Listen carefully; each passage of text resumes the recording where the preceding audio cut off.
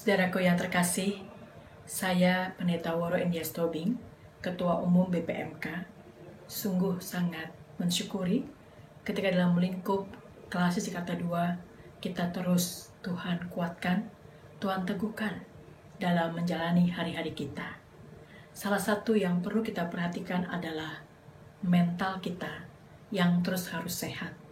Betapa tidak, karena seringkali kecemasan, kekhawatiran, ketakutan, dan begitu banyak hal yang mengganggu perasaan kita terus boleh menggelayuti. Karena itu, mari bersama-sama kita akan terus diberkati dengan kehadiran Tuhan melalui setiap hamba-Nya. Pendeta Yoas Adi Prasetya akan membekali kita bagaimana kesehatan mental itu sangat penting. Silakan menikmati, Tuhan memberkati.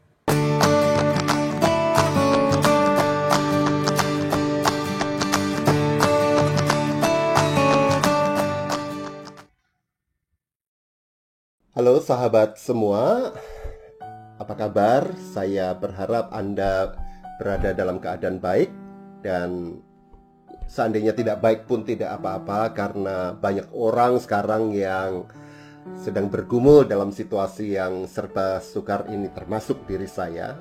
Saya pakai topi karena barusan bercukur rambut dan anak saya yang mencukur, dan menjadi kegiatan bersama di keluarga ini. Nah, hari ini izinkan saya menyapa sahabat semua di tengah pandemi COVID ini, dan saya ingin berbicara mengenai masalah kesehatan mental atau mental health. Kita sudah terlalu banyak mendengar percakapan mengenai kesehatan fisik, aspek ekonomi, dan lain sebagainya, tetapi kita luput memberi perhatian pada masalah kesehatan mental ini.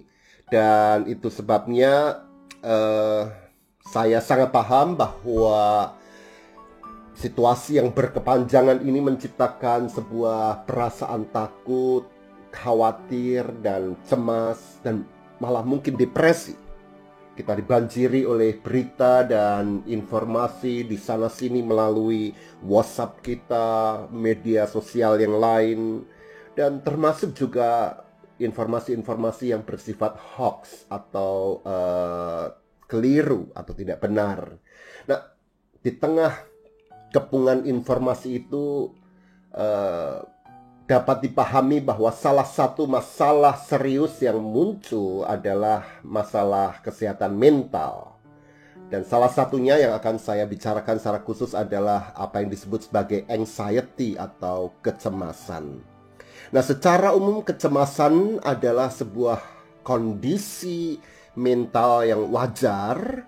Kita semua mengalaminya, dan bahkan dalam kadar tertentu kecemasan membantu kita untuk bisa survive dalam hidup ini, untuk bisa berhati-hati dalam hidup ini. Kita bisa bersiap-siap menghadapi hal-hal yang mungkin terjadi di masa depan, atau bahkan membuat kita lebih produktif. Ketika itu terjadi, maka kecemasan bisa berarti baik, tetapi kecemasan juga bisa bersifat buruk, patologis orang menyebutnya, ketika itu berlangsung terus-menerus dan kita tidak berada dalam posisi menguasai dan memanage kekhawatiran itu atau kecemasan itu, tetapi kecemasan itulah yang mengatur kita, mengendalikan hidup kita, dan ketika itu terjadi maka dia menjadi masalah yang harus kita selesaikan. Saya tidak tahu apakah Anda pernah mengalami kecemasan yang berlebihan itu. Saya pernah. Atau mungkin Anda sedang mengalami pada saat ini. Nah, ada beberapa gejala yang bisa muncul ketika kecemasan yang berlebihan yang bersifat patologis itu terjadi dalam diri kita. Dan gejala itu bisa sangat beragam, berbeda dari satu orang ke orang yang lain. Ada beberapa gejala umum yang mungkin bisa kita deteksi jika itu terjadi. Misalnya secara fisik kita mengalami pusing terus-menerus, mengalami kepanikan, tubuh berasa dingin atau panas, dada berdebar, jantung berdebar kuat, kadangkala merasa gatal, bernafas cepat, merasa tegang dan lain sebagainya. Kemudian juga secara psikis ada ketakutan yang berlebih-lebihan, atau mungkin kita mengalami apa yang disebut overthinking, memikirkan satu masalah berlebih-lebihan. Dan itu juga kerap kali muncul dalam gejala yang menimpa tingkah laku kita. Misalnya kita menghindari situasi yang membuat kita takut itu, kita tidak bisa produktif, tidak bekerja dengan baik, atau menjadi obsesif dengan sesuatu. Misalnya sedikit-sedikit kita cuci tangan, kita merasa kotor, takut kalau tangan kita terkena virus COVID-19 dan seterusnya dan sebagainya. Ada banyak gejala dan setiap orang berbeda satu dengan yang lain. Nah, setiap kita pasti mengalaminya, dan sebagian dari kita telah mengalami kecemasan yang sudah menguasai hidup kita hingga kita tidak cukup fungsional dalam hidup kita. Hidup kita terganggu olehnya. Dan bahkan sebagian lagi berlanjut menjadi depresi yang membuat kita merasa tidak bermakna, tidak berguna, tidak punya alasan untuk hidup dan sebagainya dan sebagainya. Kecemasan dan depresi tersebut muncul bukan hanya karena masalah kesehatan. Apakah saya akan tertular virus mengerikan ini dan sebagainya, tetapi mungkin juga karena masalah ekonomi. Kita tahu bahwa pandemi ini sudah memengaruhi begitu banyak daya tahan ekonomi masyarakat kita. Nah, di masa pandemik ini saya tahu banyak hal yang tidak bisa kita kendalikan secara, dan itu mudah menciptakan kecemasan dalam diri kita. Dan karena itu saran saya adalah fokuskan perhatian Anda pada hal-hal yang bisa Anda kontrol, yang bisa Anda kendalikan. Makanan kita,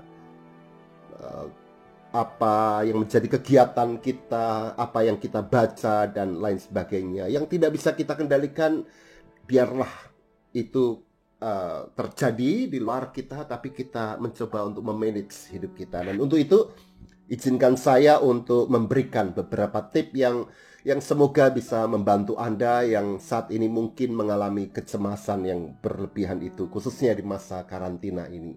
Ada 10 tips. Yang pertama, dan ini penting, saya sudah melakukannya dan terbukti sangat membantu saya, yaitu batasi diri Anda mengkonsumsi berita-berita yang berlebihan seputar COVID-19 ini. Dan kalaupun Anda membaca berita-berita itu, pilihlah dari sumber yang dapat dipercaya. Jangan terlalu banyak mengkonsumsi berita yang berseliweran di medsos, di WA group dan lain sebagainya. Dan ingat bahwa tidak semua informasi itu benar. Saya misalnya memutuskan untuk keluar dari beberapa grup WA, WhatsApp yang terlalu banyak anggotanya memberikan informasi yang mengerikan mengenai COVID-19, dan saya memutuskan untuk keluar untuk demi kesehatan jiwa saya. Yang kedua, dengarkan atau baca berita-berita lain. Ada banyak hal yang menarik di dunia ini selain masalah COVID-19. Dengarkan juga musik yang Anda sukai, tontonlah film atau komedi di YouTube atau media sosial yang lain, atau bacalah buku-buku yang Anda sukai. Dan itu tersedia banyak di internet. Yang ketiga, jujurlah pada kecemasan Anda. Terimalah keadaan kita saat ini memang rapuh. Kita manusia yang terbatas, mudah terluka dan seterusnya. Dan ketahuilah bahwa kita bukan satu-satunya di dunia ini. Seluruh penduduk dunia ini sedang bergumul. Di lain pihak, mari kita syukuri hal-hal yang baik, hal-hal yang menyenangkan, bahwa Allah tetap memberikan kebaikan-kebaikan berlangsung di dalam hidup kita, terlepas dari semua ketidaknyamanan yang kita alami dalam hidup kita sekarang. Itu yang ketiga. Nah, yang keempat, saudara, tetaplah berkomunikasi dengan orang-orang yang penting dalam hidup Anda, dengan sahabat, keluarga yang mungkin secara fisik tidak bisa kita jumpai, tapi kita bisa memakai WhatsApp, kita telepon, kita email, dan sebagainya. Mungkin sapaan Anda bisa membantu meringankan kecemasan mereka, tetapi juga mereka bisa membantu kita untuk berkurang atau mengurangi kecemasan kita. Nah, secara khusus ungkapkan kecemasan Anda pada orang-orang yang Anda percaya. Dan ini yang kelima, jika Anda memerlukan orang yang bisa Anda ajak bicara, berkonselinglah dengan orang-orang tersebut. Carilah pendeta Anda. Kami di GKI Pondok Indah, para pendeta terbuka. Tetapi mungkin juga orang-orang yang Anda percaya yang bisa menampung keluh kesah Anda, dan semua orang membutuhkan itu. Jika mungkin juga mungkin Anda dirujuk atau Anda sendiri bisa berkonsultasi pada psikolog atau psikiater, dan itu sesuatu yang sangat lumrah dapat dipahami.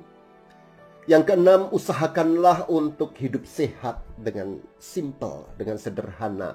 Makan yang sehat, jangan berlebihan, tidur yang cukup 6-8 jam sehari, berolahragalah yang cukup, berjemur, dan seterusnya. Karena semua itu akan membantu kita untuk lebih optimis memahami dan memandang kehidupan, dan kesehatan fisik kita juga akan berpengaruh pada kesehatan mental kita. Kemudian yang ketujuh adalah jagalah diri Anda ketika terpaksa Anda harus keluar dan berinteraksi secara sosial. Misalnya berbelanja, Anda harus membeli sesuatu yang tidak bisa dihindari, maka milikilah pengetahuan yang baik bagaimana melindungi diri Anda. Ya, misalnya mencuci tangan, memakai masker yang baik, membersihkan barang-barang yang kita gunakan sebelum kita pulang, memasuki rumah kita, dan seterusnya. Pengetahuan yang baik itu akan membuat kita punya kepercayaan diri bahwa saya sudah melakukan yang terbaik untuk menjaga diri. Yang kedelapan, saya pribadi misalnya sangat terbantu dengan melakukan meditasi, atau juga latihan nafas. Ada banyak teknik yang bisa Anda pelajari, Anda bisa cari di YouTube, breathing method, metode bernafas, dan lain sebagainya. Saya pribadi misalnya suka memakai pola 6-4-7. Mengambil nafas 6 detik, kemudian 4 detik ditahan, dan keluarkan perlahan 7 detik. Dan itu diulang beberapa kali, dan itu akan memberi kita keteduhan batin dan akan mengurangi tingkat kecemasan kita. Yang kesembilan, fokuskan perhatian Anda pada today, hari ini. Nikmati dan syukuri hal-hal kecil hari ini dan setiap hari. Sebab kecemasan yang berlebihan juga bisa muncul karena kita terlalu terfokus kepada masa depan yang tidak jelas, yang dalam imajinasi kita tampak mengerikan. Dan karena itu, fokuskanlah perhatian Anda pada hari ini. Nikmati kebaikan-kebaikan hari ini. Dan yang ke-10 yang terakhir dan juga terpenting adalah Tuhan. Berkomunikasilah dengan Tuhan, berdoalah. Sebab Allah tidak jauh dari kita. Dia akan selalu bersama dengan kita. Dan izinkan saya menutup sapaan saya ini dengan membaca ucapan Yesus dalam Lukas 12 ayat 29. Sahabat kita itu berkata demikian. Janganlah kamu mempersoalkan apa yang akan kamu makan atau apa yang akan kamu minum, dan janganlah cemas hatimu. Nah, saudara, semoga 10 tips yang sederhana tapi menurut hemat saya sangat-sangat penting ini dapat bermanfaat buat Anda. Anda tidak sendirian. Mari kita mencoba semaksimal mungkin mengelola kecemasan kita dan menemukan kebaikan Tuhan di tengah keburukan yang tampak begitu banyak di sekitar kita, bahkan dalam hidup kita. Saya akan selalu berdoa bagi Anda semua, dan kiranya Kristus selalu merangkul kita setiap saat. Tuhan memberkati.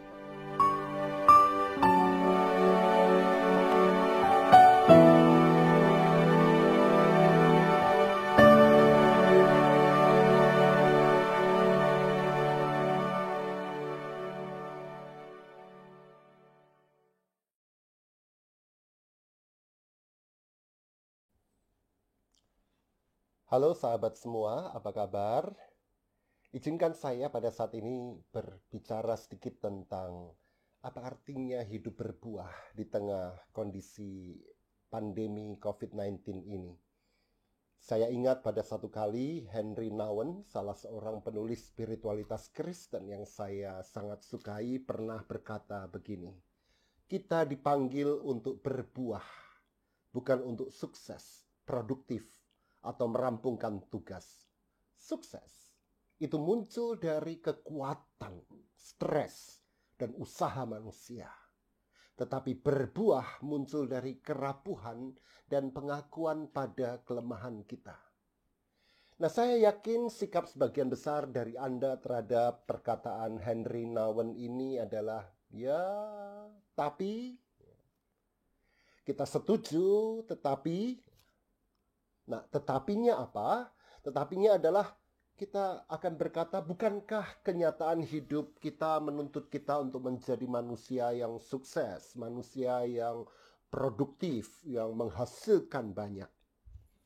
Di masa pandemi COVID-19 ini, salah satu masalah mental yang kerap kali muncul adalah ketidakmampuan kita untuk beradaptasi dengan situasi yang baru ini.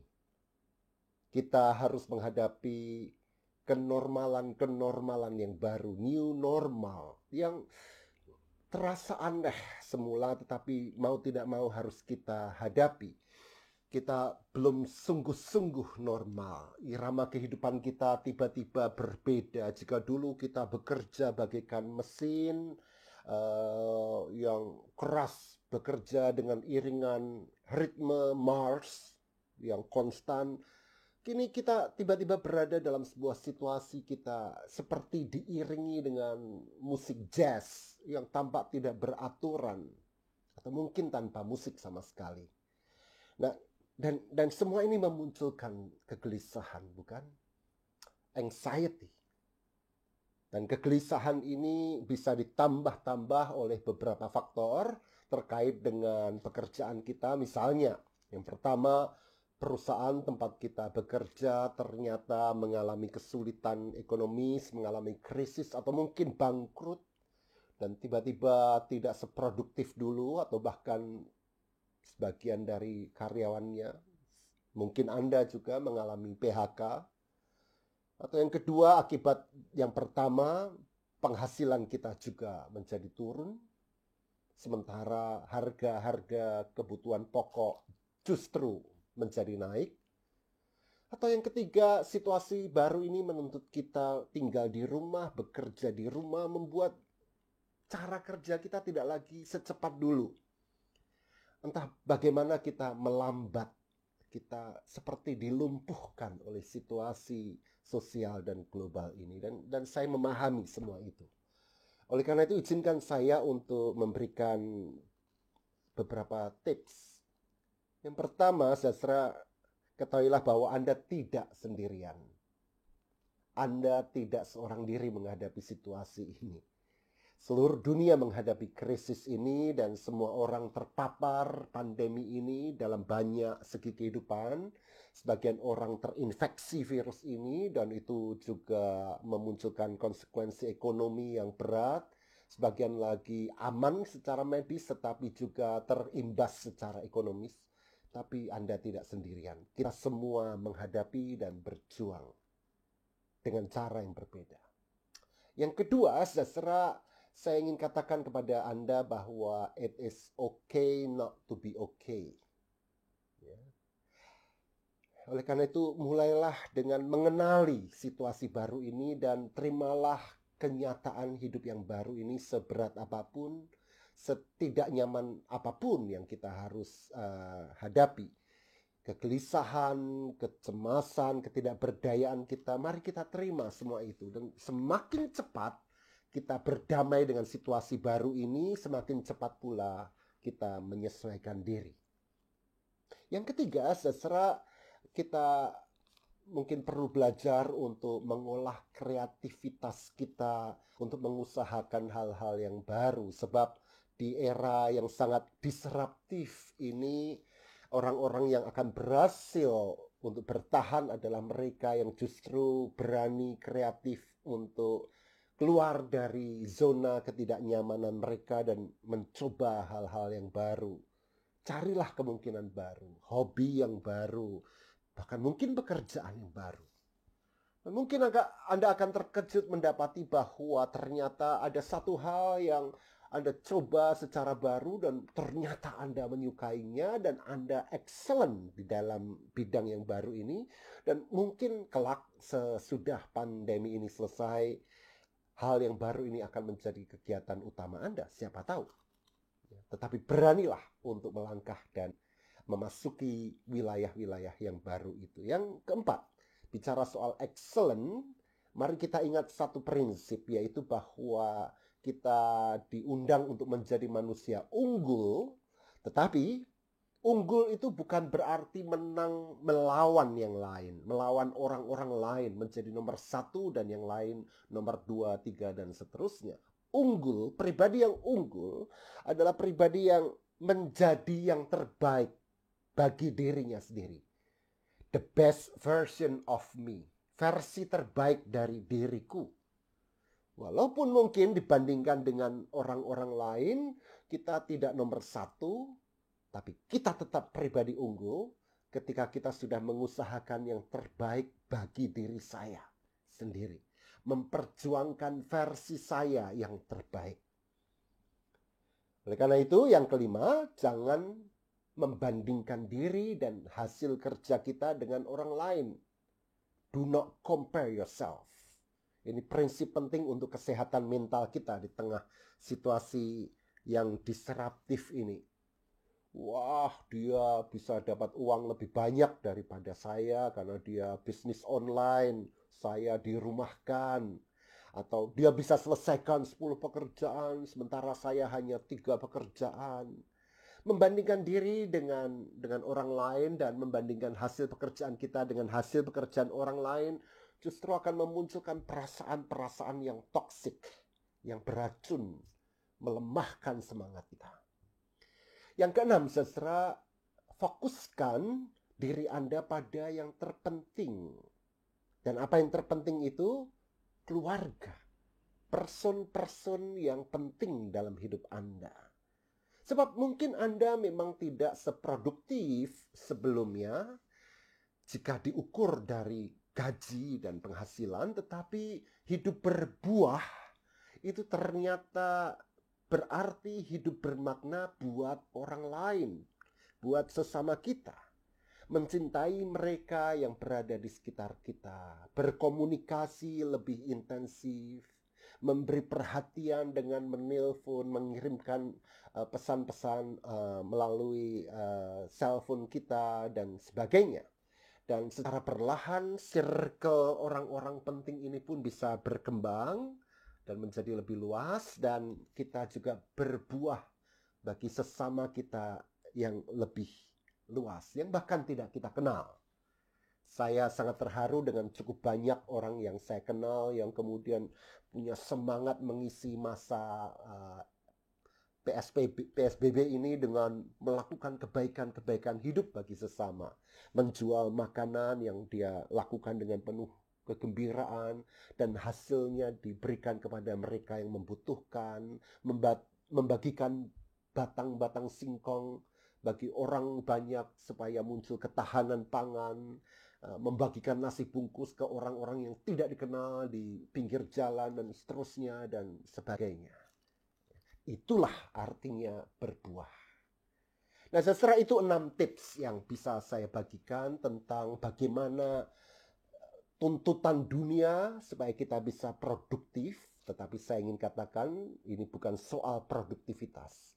Ini soal fruitfulness, hidup yang berbuah. Dan izinkan saya kembali pada kutipan Nouwen tadi. Saya akan bacakan ulang. Kita dipanggil untuk berbuah, bukan untuk sukses, produktif, atau merampungkan tugas. Sukses muncul dari kekuatan, stres, dan usaha manusia. Tetapi berbuah muncul dari kerapuhan dan pengakuan pada kelemahan kita. Nah, Nouwen mengatakan ini ketika dia membahas Yohanes 15. Kita ingat Yohanes 15 berbicara tentang Yesus yang menyatakan dirinya sebagai pokok anggur dan kita adalah carang-carangnya. Maka hidup berbuah adalah hidup yang melekat kepada Kristus. Kristuslah yang menghasilkan buah melalui diri kita. Sementara orang yang produktif dengan usahanya sendiri. Maka izinkan saya menutup dengan membacakan Yohanes 15 ayat yang keempat. Tinggallah di dalam aku dan aku di dalam kamu, sama seperti ranting tidak dapat berbuah dari dirinya sendiri kalau ia tidak tinggal pada pokok anggur. Demikian juga kamu tidak berbuah jikalau kamu tidak tinggal di dalam aku. Saudaraku, di luar Kristus kita adalah insan yang tidak berdaya dan rapuh. Kita menjadi kering sekalipun mungkin produktif dari ukuran dunia. Tetapi di dalam Kristus, kerapuhan kita akan dirangkul oleh Kristus dan kita dapat hidup berbuah. Sekalipun mungkin tidak produktif dalam ukuran dunia. Selamat berbuah di tengah kehidupan yang sukar ini. Dan buahmu makin lebat bagi sesama. Tuhan memberkati.